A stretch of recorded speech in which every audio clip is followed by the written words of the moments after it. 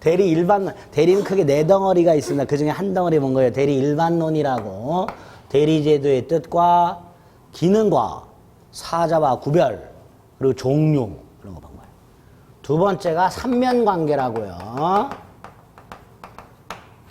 갑이 직접 계약을 한 게 아니라 을을 통해서 계약을 했을 때 이 계약상 권리 의무가 갑에게 발생하려면, 즉 이 계약이 갑에게 유효가 되려면 어떤 요건을 갖춰야 되는가? 이게 삼면관계고, 첫 번째 요 대리인에게 대리권이라는 게 있어야 돼요.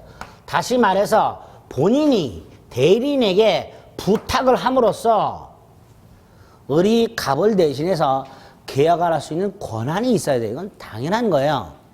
갑이 을에게 부탁을 한 적이 없는데도 불구하고 을이 덜렁 팔아먹었다. 이러면 안 되죠.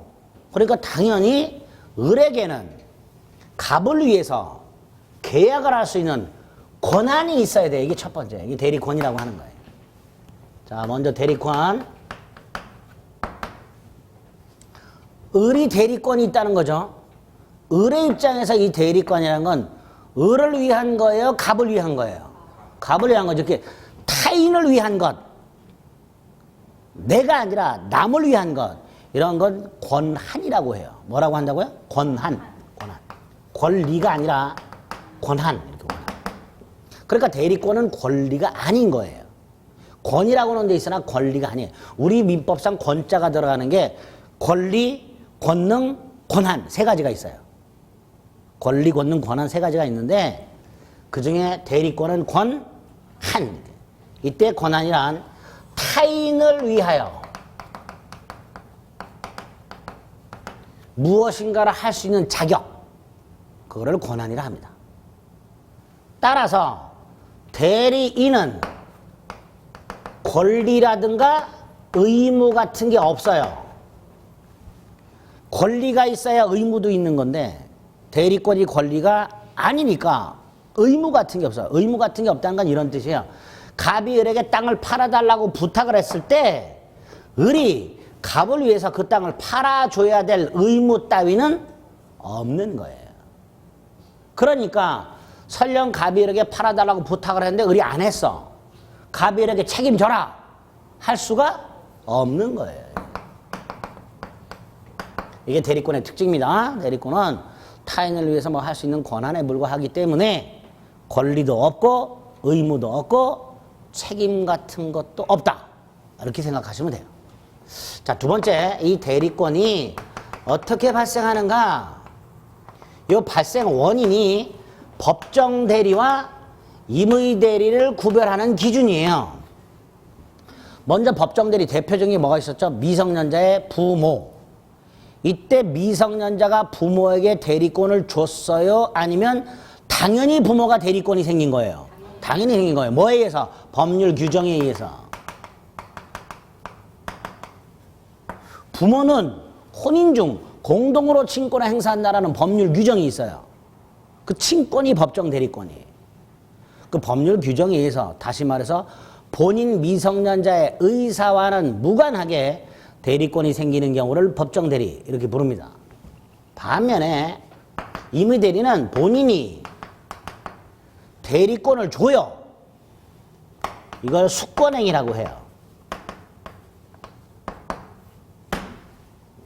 갑이 하고 많은 사람 중에서 을을 콕 찍어서 을한테 내 땅을 좀 팔아달라고 부탁을 해. 그래서 을에게 대리권이 생겨. 이때 이 갑이 을에게 팔아달라고 부탁하는 행위, 그게 뭐다? 수권행위. 임의 대리권을 발생시키는 본인의 법률행위, 그게 수권행위가 되는 거예요.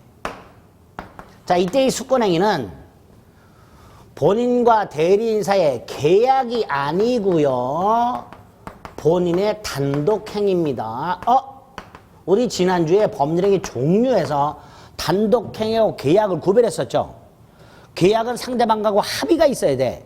하지만 단독행위는 일방적인 거였어요. 자, 수권행위가 일방적이란 거야. 즉, 갑이 을에게 땅을 팔아달라고 부탁을 하면 을과의 합의 없이도 을에게는 일방적으로 대리권이 생긴다라는 거예요. 단독행위예요, 본인의. 심지어 갑이 을에게 땅을 팔아달라고 부탁을 했을 때 을이 바쁘다고 거절을 하더라도 을에게는 뭐가 생긴다? 대리권이 생겨요. 이때 을 바쁘면 안 하면 그만이라 그랬죠. 아무런 책임도 지지 않는다 그랬어요. 그러니까 이 숙권행위를 단독행위로 만들어 놨더라도 을의 승낙이 없더라도 을에게는 아무런 불이익이 없습니다. 그래서 단독행위로 만들어 놨어요. 본인의 일방적인 의사표시에 의해서 을의 동의나 승낙을 받을 필요 없이 을에게는 뭐가 생긴다? 대리권이 생기게 됩니다. 세 번째, 갑이 을에게 땅을 팔아달라고 부탁을 할 때 첫째, 말로 부탁할 수 있을까요? 두 번째, 전화로 부탁할 수 있을까요? 세 번째, 만나서 말로 부탁하거나 뭐 문자를 보내거나 할 수 있을까요? 있어요.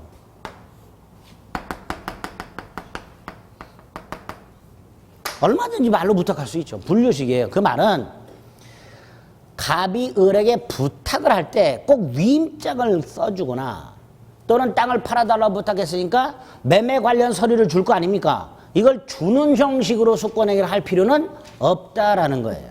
그래서 갑이 을에게 말이 됐든 뭐가 됐든 뭐뭘 해달라고 부탁하는 행위 그 자체가 뭐가 된다? 숙권행위가 되는 거예요. 위임장을 주거나 뭐 인감도장을 주거나 또는 인감증명서를 떼주거나 등기 관련 서류를 건네주거나 이런 것들은 갑이 을에게 뭔가를 부탁했다는 증거의 기능만 있을 뿐 그 자체가 숙권행위는 아닌 거예요. 숙권행위는 분류식 행위로서 뭐뭐 해달라고 부탁하는 행위 그 자체 그게 뭐다? 숙권행위 이렇게 됩니다. 여기까지 했죠? 네 번째, 숙권행위를 하게 되면 을에게 뭐가 생겨요? 대리권이 생겨요. 그럼 보세요. 갑이 을에게 땅을 팔아달라고 부탁을 했어.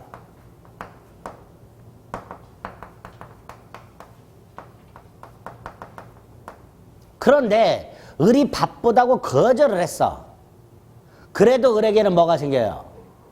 대리권이 일단 생겨요.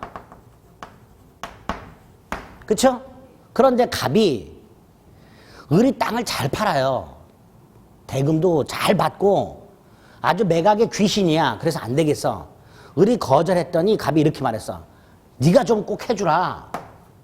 수수료 10% 줄게.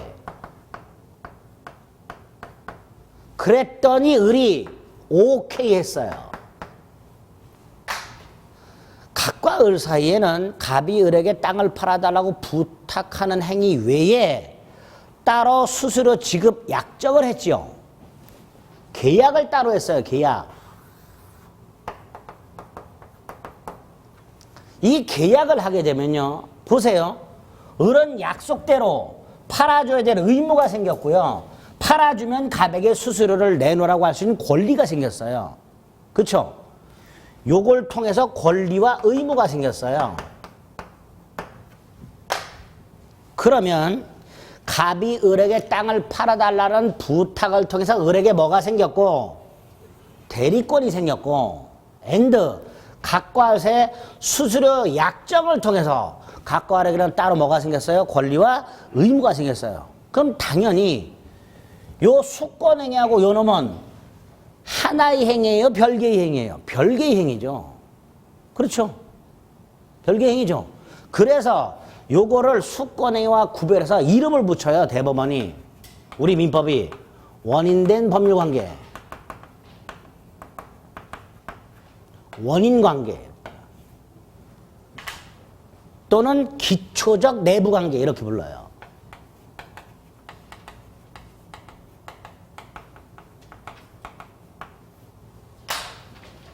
갑이 을에게 땅을 팔아달라고 부탁을 했어요. 을이 평상시에 갑에게 신세를 굉장히 많이 줬어요. 그럼 을은 흔쾌히 하겠죠. 뭐 없이도. 이런 계약 없이도. 그러니까 숙권행위만 있는 경우가 있단 말이죠. 거기다가 따로 계약을 하는 경우가 있을 수 있게 되고 그 계약을 통해서 갑하고 을 사이는 뭐가 따로 생긴다고요? 권리와 의무. 그걸 뭐라 그러자? 원인된 법률관계의 기초적 내부관계 이렇게 불러요. 그래서 뭐를 먼저 확인하냐면 102페이지를 보세요. 102페이지에 보면 밑에 4번에 대리권 소멸이 있고요.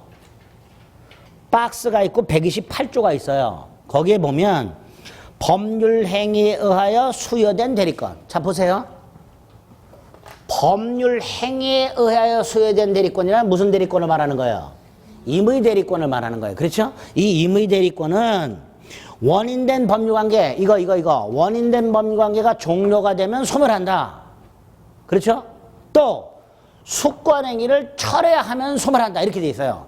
그래서 우리 민법 128조가 원인된 법률관계하고 수권행위를 구별하고 있는 거예요. 지금. 원인된 법률관계가 종료가 되거나 수권행위가 철회가 되거나 그럼 대리권은 소멸한다는 거예요. 이게 만약에 같은 거라면 조문은 하나만 만들면 돼요. 원인관계가 소멸하면 대리권은 소멸한다. 그러고 끝나면 돼. 그런데 원인관계와 수권행위가 별개하다 보니까 규정을 따로 만든 거예요. 원인관계가 종료가 되거나 또는 수권행위가 사라지거나 그러면 대리권이 소멸한다. 우리 민법이 이렇게 수권행위하고 원인된 법률관계를 구별하고 있더란 말이죠. 그래서 정리. 수권행위를 통해서는 뭐가 생기고 대리권이 생기고 원인된 법률관계는 대리인과 본인 사이에 별도의 계약을 말하며 그 계약을 통해서 뭐가 생긴다? 권리와 의무가 생긴다 라고 생각을 해주시면 돼요. 수권행위에서 이 정도를 봐주셔야 돼요. 자, 이렇게 대리권은 이렇게 생기는데 세 번째 제일 중요한 게 대리권의 범위예요. 범위. 대리인이 어느 범위에서 대리 행위를 할 수 있는가의 문제. 이때 범위가 왜 문제가 되냐면 그림으로 볼게요. 요게 대리권의 범위야. 요만큼이. 그런데 을이 이 대리권의 범위를 넘은 행위를 해버렸어요.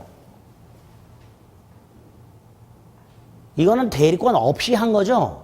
무권대리가 돼버려요. 무슨 대리? 무권대리. 무권대리는 본인에게 효력이 없어요. 그러니까 이 을의 대리 행위가 대리권 범위 내의 행위냐 그걸 벗어났냐에 따라서 그 행위 효과가 갑에게 유효냐 무효냐가 달라져요. 그러니까 그 대리권의 범위가 어디까지인지를 확정해 놓는 게 굉장히 중요하죠. 이때 법정 대리의 경우에는 고민을 안 해도 돼요. 왜? 법에서 규정을 해놨어요. 법정 대리는 여기까지 할 수 있다 이렇게. 문제가 임의 대리예요.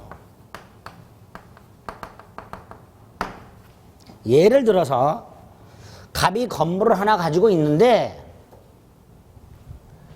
가족들하고 6개월 동안 해외여행을 갈 계획을 세웠어. 건물 하나 갖고 있으면 6개월 동안 해외여행 가도 되죠? 조그만 건물 말고 큰 거, 강남역에, 서울 강남역에 큰 빌딩 하나 갖고 있어.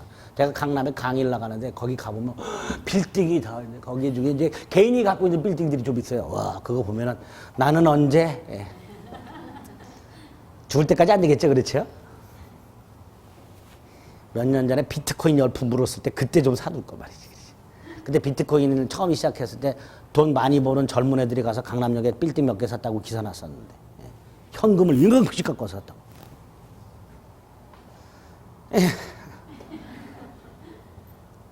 뭐 얘기다 비트코인까지 갔지? 건물. 자, 겁이 건물 하나 갖고 있고 가족들이랑 6개월 동안 해외여행을 가는데 가는 동안에 건물 관리가 필요하죠. 그러니까 친구 을에게 야, 내가 해외 나갈 동안 건물 좀 잘 좀 봐줘 라고 하고 해외여행을 갔어요. 갑이 을에게 건물에 가서 뭔가 부탁을 한 건 분명하죠. 근데 뭘 부탁했어요? 봐달라고 부탁을 했어요. 자, 이때 봐달라는 게 말 그대로 눈으로 보라는 뜻일까요? 그건 아니겠지. 그건 아닐 거예요. 그런데 이 건물의 임차인 병이 을에게 연락이 왔어요. 건물주 갑이 건물에 문제가 생기면 당신한테 연락하라고 그랬다. 그래서 을이 뭔가 그랬더니 엘리베이터가 고장났대. 이때 을 가가지고 엘리베이터 수리하는 분들을 불러서 수리하는 계약을 갑을 대리해서 할 수 있을까요? 없을까요? 이게 대리권의 범위의 문제예요. 할 수 있을 것 같죠? 자, 두 번째, 엘리베이터 수리하는 분이 왔는데 건물에 비해서 엘리베이터가 너무 낡았대. 이건 교체가 필요하대. 최근에 티센크루프 싸게 나온 게 있으니까 그걸로 교체를 하래. 을 교체하는 계약을 갑을 대신해서 할 수 있을까요? 없을까요? 이런 게 문제가 되는 거야, 이게. 왜? 임의 대리는 수권행위를 통해서 발생하는데 그 임의 대리권의 범위가 어디까지인지 알아내려면 수권행위를 해석을 해야 돼요. 근데 해석이 문제가 생겨. 그쵸? 그러니까 과연 임의 대리인은 어느 범위까지 대리 행위를 할 수 있을까에 문제가 생기고 이와 관련된 다툼이 꽤 돼요. 을이 어떤 대리 행위를 했을 때 예컨대 엘리베이터를 교체를 해버렸어요. 갑이 와가지고 영수증을 보여줘. 엘리베이터 교체 비용이라고 1억. 갑이 뭐 이게 왜 교체했냐고 난리를 쳐. 그러니까 갑의 입장에서는 이렇게 말할 거예요. 엘리베이터 수리까지는 몰라도 교체는 네 범위가 아니다. 무권되니까 나는 효력이 없다. 나한테는. 나는 이거 못 줘. 무슨 소리냐? 네가 봐달라 그랬으니까. 교체까지도 할 수 있지. 등등 싸우는 경우가 생길 수 있단 말이죠. 싸우다 보면 어딜 가야 돼? 법원을 가야죠. 그래서 요 임의대리권의 범위가 관련된 대법원 판례를 좀 정리를 하셔야 돼요. 대법원 판례를. 자, 기본적인 게 우리 대법원이요. 기본적인 게 몇 가지를 확인하시. 첫째가 우리 대법원에 의하면 능동 대리권의 범위 속에는 수동, 수령 대리권이 포함된대요. 기본적으로. 이건 머릿속에 기억하셔야 돼. 능동 대리권의 범위 속에는 뭐가 포함된다? 수동, 수령 대리권에 포함된다. 그럼 능동은 뭐고 수동이 뭐냐? 갑이 을에게 A 토지 매각을 부탁했어요. 을이 매수자를 물색한 다음에 병에게 A 토지를 1억에 팔아라. 1억에 사라. 라고 을이 병에게 표시를 했어요. 그랬더니 병이 봤더니 괜찮아. 그래서 사겠다고 표시를 했어요. 자, 을이, 대리인이 갑을 위하여 상대방에게 표시를 했죠. 이게 능동. 그 다음에 병이 사겠다고 표시했죠. 상대방이 대리인에게 표시했죠. 이걸 대리인이 받아. 이게 수동. 대리인이 상대방에 뭔가를 하는 걸 능동. 상대방으로부터 갑을 위해서 받는 걸 수동 또는 수령이라 그래요. 그런데 우리 대법원에 의하면 할 수 있는 대리권 속에는 받을 수 있는 대리권이 포함된다고 돼 있어요. 그렇죠? 그래서 계약 체결 대리권 속에는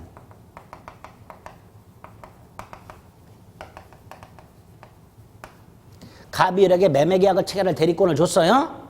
당연히 을은 병하고 계약을 체결할 권한이 있고요.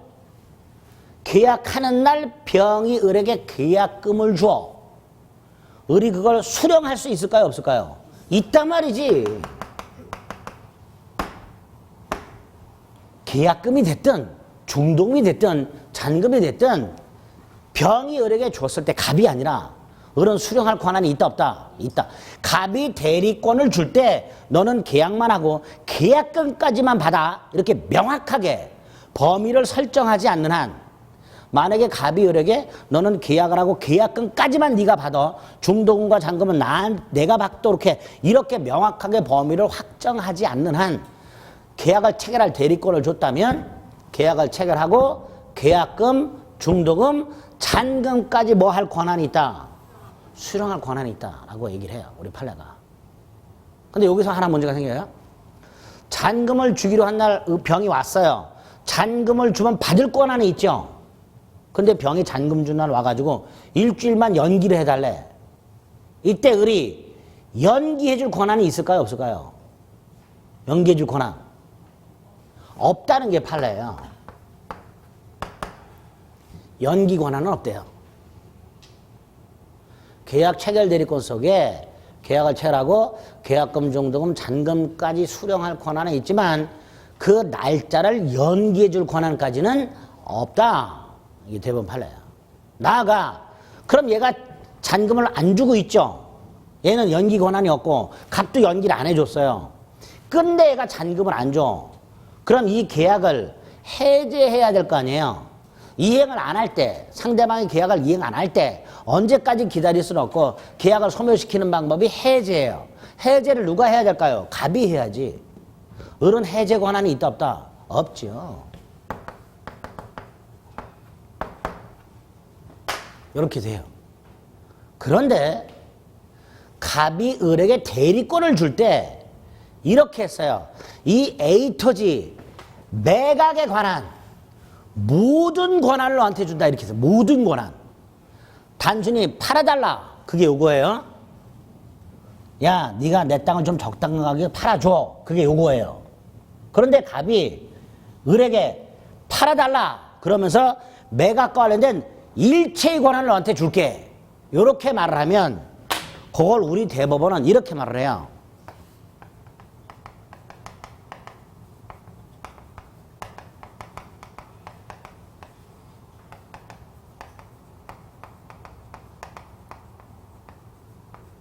계약 체결 및 이행에 관한 포괄적 대리권이라고 해요. 그러니까 갑이 을에게 땅을 팔아달라 계약 체결에 대한 대리권을 줄 때 단순히 적당한 가격을 받고 팔아달라고 하는 게 위에 거고 일체의 권한을 주는 게 밑에 거예요. 조금 달라져요 이때는. 자 밑에 거 계약 체결할 수 있고 수령할 수 있죠. 연기도 할 수 있대요. 이때는. 물론 이거는 안 되고. 그래서 우리 대법원과 관련해서 판례 관해서 능동대리권의 법률 속에 뭐가 들어간다? 수령대리권이 포함되고 구체적으로 요거 두 가지 요게 아주 중요해요. 요거를 오늘 머릿속에 넣습니다. 요거를 여기다가 몇 개가 더 있는데 그건 나중에 보고 오늘 아주 중요한 게 요 두 가지예요. 능동대리권의 법률 속에 뭐가 포함된다? 수령대리 그리고 요 두 가지 계약 체결 대리권하고 계약 체결 및 이행에 관한 포괄적 대리권. 판례가 이렇게 해석을 하는 거야. 갑이 을에게 단순히 땅을 적당하게 받고 팔아달라. 판례는 계약 체결 대리권. 땅을 팔아줄 때 네가 일체를 할 수 있다. 그럼 계약 체결 및 이행에 관한 포괄적 대리권. 이렇게 해석을 하고 각각 이렇게 할 수 있다. 그래서 특히 요게 잘 나와요. 요거 구별하는 거하고 이거든 무슨 권한은 없다. 계약을 해지할 권한은 없다. 이런 것들을 대리권 보험에서 확인하셔야 돼요. 그 다음에 좀 전에 임의 대리권의 범위는 수권행위를 해석을 해야 된다 그랬죠. 그렇죠? 그런데 제가 좀 전에 예를 들었던 거 갑이 해외여행을 가면서 을에게 건물을 잘 좀 봐줘. 딱히 뭐 하라고 한 말이 아니라 그냥 잘 봐달라 그랬죠. 그러니까 수권행위 자체가 애매한 경우가 있을 수 있단 말이에요. 그래서 아무리 수권행위를 해석하더라도 대리권의 범위가 어디까지인지 아무리 잘 좀 봐줘라는 걸 해석하더라도 아까 말씀드린 대로 엘리베이터를 교체하는 거 이거 할 수 있을까? 잘 좀 봐달라는 부탁해서 이거 할 수 있을까? 여러분들 할 수 있을 것 같아요? 없을 것 같아요? 없을 것 같죠? 그런데 이 건물이 80층짜리야. 해야죠. 안 하면 80층에 있는 사람들은 어떻게 할 거야? 6달 동안. 이때는 해야 될 거 아니에요. 아, 이게 사정에 따라서 해석이 바뀌게 된단 말이지. 왜? 갑이 애매하게 수권행위했단 말이죠. 그래서 임의대리권의 범위의 경우에는 세 번째로 문제가 되는 게 대리권의 범위가 수권행위가 애매해서 물론 교재는 이런 말 안 써 있어요. 수권행위가 애매해서 그 임의대리권의 범위가 분명하지 않은 경우가 있더란 말이죠. 이런 경우 있을 수 있죠. 이럴 때를 대비해서 우리 민법이 보충 규정을 하나 만들어 놨어요. 요럴 때 적용을 하도록 보충 규정을 하나 만들었어요. 118조라고. 이 118조에 보면 대리권의 범위가 분명하지 않은 임의 대리인은 보존행위라는 걸 할 수 있고요. 두 번째, 일정한 범위 내 이용행위하고 계량행위를 할 수 있도록 해놨어요. 대리권의 범위가 불분명한 임의 대리인은 보존행위는 아무런 앞에 제한이 없어요. 그래서 무제한이라고 해석을 해요. 무제한 보존행위와 일정한 범위 내, 즉 제한된 이용 계량행위를 할 수 있도록 해놨어요. 그리고 이 보존 이용 계량행위를 싸잡아서 대법원이 이름을 붙여요. 관리행위라고. 무슨 행위? 그리고 관리행위에 대비되는 개념이 있어요. 처분행위라고. 처분행위 어디서 봤죠? 어디서 봤어요? 지난주에 법률행위 종류에서 채권행위와 처분행위 봤잖아요. 그거 아니야. 그 처분행위하고 조금 다른 거예요. 이건 우리가 흔히 알고는 진짜로 팔아먹는 행위, 건물 같은 걸 때려부시는 행위, 뭐 이런 거, 그런 걸 말하는 거예요. 어쨌든 관리행위와 처분행위로 나눠서 뭐만 할 수 있다? 관리행위만 할 수 있다. 뭐는 못한다? 처분행위는 못한다. 이렇게 해놨어요. 그 다음에 관리행위가 다시 이렇게 나눠지죠. 보존행위는 무제한, 이용계량행위는 일정한 범위 내, 이렇게 나온 적이 있어요. 관리행위는 아무런 제한 없이 할 수 있다. 틀렸죠? 관리행위를 나눠서 보존행위는 제한 없이 할 수 있지만 이용계량행위는 제한 받는단 말이죠. 자, 이때 보존행위 대표적인 게 뭐냐? 수리. 건물에 엘리베이터가 고장났을 때 그걸 수리하는 거, 이런 게 보존이에요. 대표적인 게. 이용, 임대차. 건물에 공실이 생겼어. 임대차를 통해서 차임을 받음으로써 수익을 내는 행위. 그게 이용행위예요. 계량은 멀쩡한 걸 돈을 들여서 값어치를 올리는 게 계량이에요. 멀쩡한 걸 돈을 들여가지고 그 목적물의 가격을 올리는 행위를 뭐라 한다? 계량. 건물 멀쩡한 엘리베이터를 초고속 전만용 엘리베이터로 바꿔.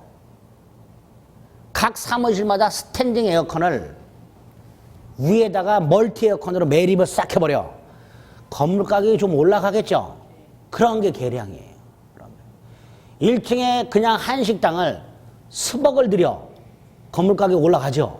이런 게 계량이 되는 거예요. 그래서 가격을 올리는 행위, 이 계량이에요. 이런 식으로 무제한적인 보존 행위와 일정한 범위의 이용, 계량 행위를 할 수 있어요. 그리고 나서 나중에 할 수 있는 행위, 없는 행위를 구별해야 돼요. 요거 가지고 대리권의 범위가 불분명한 임의 대리인이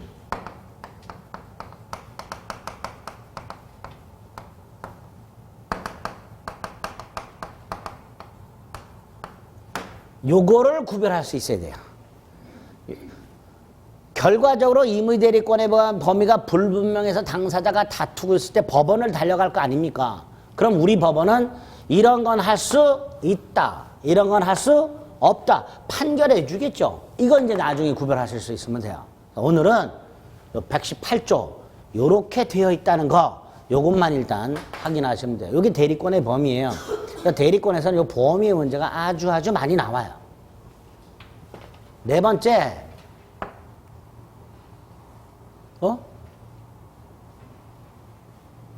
범위 봤구나. 네 번째, 대리권의 제한. 이건 별거 아니에요. 첫째, 갑이 을에게 땅을 팔아달라고 부탁을 했는데 이 땅이 1억짜리야. 갑은 이렇게 부탁을 해. 적어도 9천만 원 이상은 받아달라. 부탁을 하겠죠.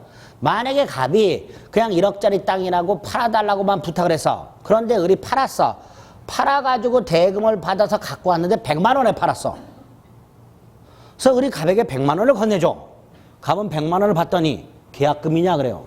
을이 아닌데 대금인데. 갑이 뭐? 너 얼마에 판 거라고? 100만 원. 1억짜리를? 그럼 갑은 야 임마 미쳤냐? 너 책임져 이 자식아. 할 수 있냐 없냐? 없단 말이죠. 그러니까 갑이 대리권을 줄 때 얼마든지 뭐 할 수 있다. 제한을 가할 수 있게 되는 거예요. 적어도 9천만 원 이상은 받아달라. 팔아달라고 부탁을 하면서 너는 계약금까지만 받아. 중도금 잔금은 받지 마.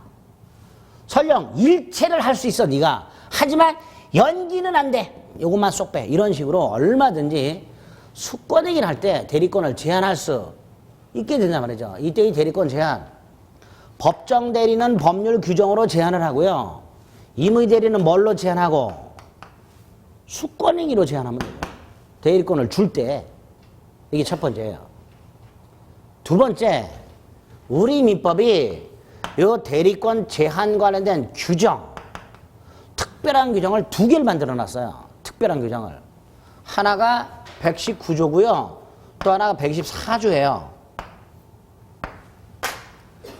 대리권 제한이란 대리권의 범위를 한정 짓는 걸 말하는데 여기까지만 해라 라고 한정 짓는 걸 말하는데 법정 대리는 법률 규정에서 제한이 가해져 있고 임의 대리는 수권행위를 통해서 제한을 하면 돼요.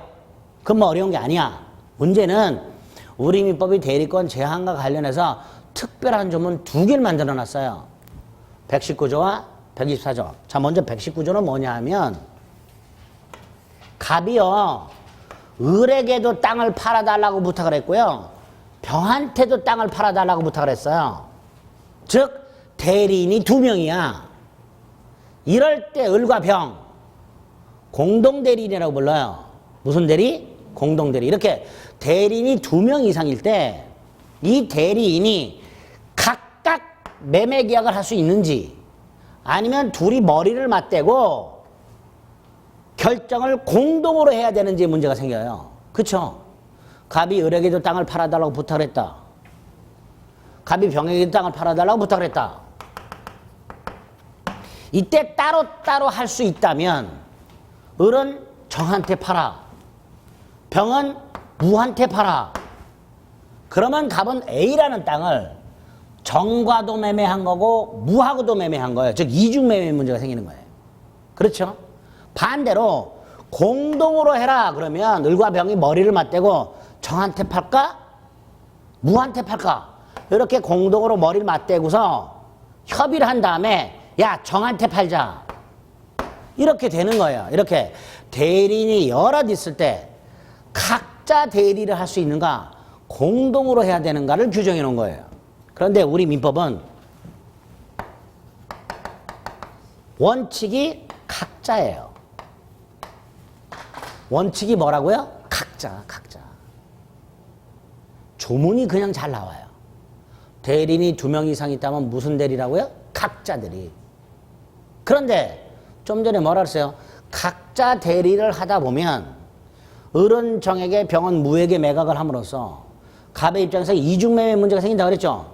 그래서 갑이 을에게도 팔아달라 병에게도 팔아달라고 부탁을 하고 나서 을병을 불러가지고 공동으로 하라고 제한을 할 수 있는 거예요. 요게 대리권 제한이 되는 거예요. 우리 민법이 대리인이 두 명 있을 때는 원칙이 무슨 대리로 만들어 놨는데 각자 할 수 있도록 해야 되는데 그래서 을은 따로 갑도 따로 병도 따로 할 수 있는데 본인 갑이 을에게 병에게 대리권을 주면서 을병을 불러 모아가지고 니들 각자 하지 말고 공동으로 해라고 제한을 가할 수 있도록 해놓은 거예요. 그래서 119조가 대리권 제한해서 나오는 거예요. 공동대리 제한. 또 미성년자인 부모가 있죠. 법정 대리죠. 공동으로 친권을 행사하도록 돼 있어요. 이것도 제한이 되는 거예요. 어쨌든 대리인이 두 명 이상일 때 원칙이 무슨 대리? 각자 대리지만 법률 규정, 부모처럼 또는 수권행위를 통해서 무슨 대리를 하도록 공동으로 하도록 뭐 할 수 있다? 제한할 수 있다. 이렇게 되죠. 이때 공동으로 뭘 해야 될까요? 결정을 공동으로 하면 돼요. 결정. 누구한테 팔까? 정한테 팔까? 무한테 팔까? 결정을 공동으로 하면 돼요. 그렇죠? 이게 첫 번째고요. 두 번째로 124조. 대리인이 자기계약 형태의 대리나 쌍방 대리를 못하도록 해놨어요. 자, 먼저 자기계약을 봅니다. 그림으로 이해하시면 돼요. 갑이 을에게 땅을 팔아달라고 부탁을 했어요. 을이 땅을 팔아요. 파는데 자기 자신한테 팔아. 이게 자기 계약이에요. 그럼 계약 현장을 보면 을 혼자 있어요. 을은 한편으로는 매도인 갑의 대리인의 지위에서 한편으로는 매수인의 지위에서 계약을 하는 거예요. 이런 건 무슨 형태? 자기계약 형태 이렇게 불러요. 그럼 쌍방대리는 갑이 을에게 팔아달라고 부탁. 그런데 병이 을에게 사달라고 부탁. 그래서 이번에도 을이 혼자 계약을 해. 한편으로는 매도인의 대리인, 한편으로는 매수인의 대리인의 지위에서. 이런 걸 말한다. 쌍방대리. 근데 그림으로 얼핏 보더라도 이거 원칙적으로 뭐 해야 돼요? 지를 시켜야 되겠죠. 그렇죠? 만약에 이걸 허용하게 되면 을은 최대한 자기에게 유리하게, 이 경우에는 둘 중에 한 사람의 이익을 위해서 하는 경우가 생기게 될 거예요. 그렇죠? 그래서 자기계약 형태의 대리나 쌍방대리 형태를 뭐 하고 있다? 금지. 다만 예외가 중요하죠. 허용되는 경우가 있어요. 자, 이 허용되는 경우가 몇 가지가 있는데 대표적으로 오늘 하나만 기억합니다. 본인의 허락. 뭐가 있을 때? 본인의 허락. 그러면 자기계약 쌍방대리 할 수 있다 없다? 있다. 그럼 잘 보세요. 분명히 124조에서는 자기계약 쌍방대리를 못하도록 해놨죠. 그런데 본인이 허락을 하면 자기계약도 할 수 있고 쌍방대리도 할 수 있죠. 다시 말해서 자기계약 쌍방대리를 하지 말아라 라는 이 규정은 꼭 지켜야 되는 강행규정이에요? 안 지켜도 되는 임의규정이에요? 임의규정입니다. 여기까지 124조를 기억합니다. 그리고 나중에 허용되는 경우 몇 가지를 더 외울 거예요. 그건 나중에 외우고 오늘 제한과선 124조 뭔지만 기억하죠. 119조와 124조가 뭔지만 기억하죠. 뭔지만. 먼지가 아니고 뭔지. 뭔지. 꼭 기억해요. 자, 우리는 지금 대리행위가 유효하려면 본인과 대리인 사이에 대리인에게 뭐가 있어야 된다? 대리권이라는 게 있어요. 그 대리권에 관한 걸 보고 있는 거예요. 지금. 의의받고 발생원인 받고 범위 없고 제한 봤어요. 그 다음에 나중에 남용이라는 거 봤는데 이건 어려워요. 마지막이 대리권 소멸 사유 보는 거예요. 이건 입문과정에서도 봤어요. 그리고 입문과정에서 제가 뭐라 그랬어요? 조문 2개만 외워주세요 그랬어요. 127조하고 128조. 127조는 법정대리와 임의대리 공통소멸, 공통. 법정대리가 됐든 임의대리가 됐든 127조에 규정된 사정이 생기면 소멸을 해버려요. 뭐라고 되어 있냐? 본인, 사망, 대리인, 사망, 성년 후견 개시, 파산 이렇게 돼 있어요. 외우자 그랬죠. 본사, 대사성파. 본사, 대사성파. 왜 외워야 될까요? 다음 중 임의대리, 법정대리 공통된 소멸 사유가 아닌 것은 이렇게 나와요. 그리고 답으로 본인의 성년 후견의 개시 이렇게 나와요. 본인의 성년 후견의 개시 있어요, 없어요? 없죠. 본인은 뭐만? 사망만. 반면에 대리인은 사망뿐만 아니라 대리인의 성년 후견의 개시가 되거나 대리인이 파산을 한 경우도 대리권 소멸 사유로 규정해 놓은 거예요. 외우는 거예요. 이걸. 외우기만 하면 돼요. 그리고 나중에 구체적으로 조금 더 볼 거예요. 근데 128조는 임의대리의 특이한 소멸사유, 특이요. 이거 아까 잠깐 확인했죠? 임의 대리는 뭘 통해서 생긴다 그랬어요? 수권행위. 이거 철회하면 돼요. 또 하나가 원인관계의 종류. 이 두 가지가 임의 대리의 특이한 소멸사유가 되는 거예요. 저 127조하고 128조는 암기만 해주시면 돼요. 암기. 대리의 삼면관계 중에서 본인과 대리인 사이의 관계 아주 중요합니다. 확인을 좀 해볼게요. 97페이지. 대리권. 뜻 세 줄 정도. 권리가 아닌 권한이다. 뭐 이렇게 돼 있죠. 그 다음에 대리권 발생 원인의 법정 대리권인데 이건 뭐 몰라도 되고 법률 규정에 생긴다 그랬고 한 장을 넘겨요. 임의 대리권. 임의 대리권은 뭘 통해 생긴다고요? 수권행위. 양가를 보면 무슨 행위? 단독행위. 본인과 대리인 사이의 계약이 아니라 뭐라고요? 단독행위. 그 다음에 뭐하고 구별하자? 2번 원인된 법률관계 또는 기초적 내부관계하고 구별하자. 그 기초적 내부관계란 말은 동그라미 1번의 네 번째 줄에 있죠. 자, 다시 한번 수권행위를 통해서 뭐가 생기고? 대리권. 이걸 통해서 뭐가 생기고? 권리와 의무, 계약관계를 말하는 계약관계. 그리고 양가서 한번 분류식이라고 그랬습니다. 그러면 대리권 범위가 밑에 있죠. 그중에 오른쪽 임의 대리권의 범위. 동그라미 1번 수권행위를 해석함으로써 대리권의 범위가 밝혀진다 그랬고 판례 밑에 1번, 2번, 3번 3개 말씀드린 거. 그런데 동그라미 2번 이거 범위가 불분명해. 118조 1호 아무런 제한 없는 보존행위. 2호 일정한 범위 내의 이용 계량행위. 이렇게 할 수 있죠. 그렇죠? 그래서 오른쪽 기출. 권한을 정하지 않은 대리인은 보존행위는 무제한 할 수 있고 이런 계량행위는 일정한 범위에서만 할 수 있다. 그렇게 돼 있죠? 그렇게 기출이 나오는 거예요. 넘겨.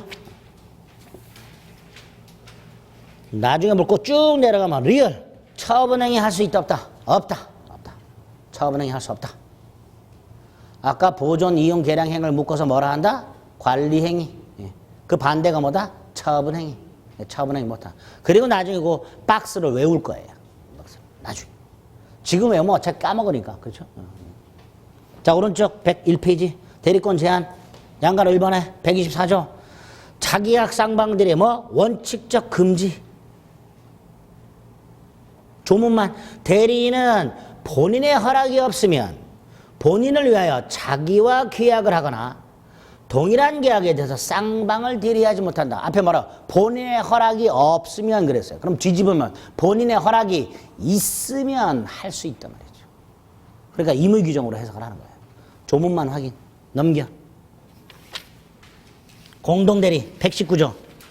대리인이 수인이 있어. 여러 명 있어. 원칙 뭐라고요?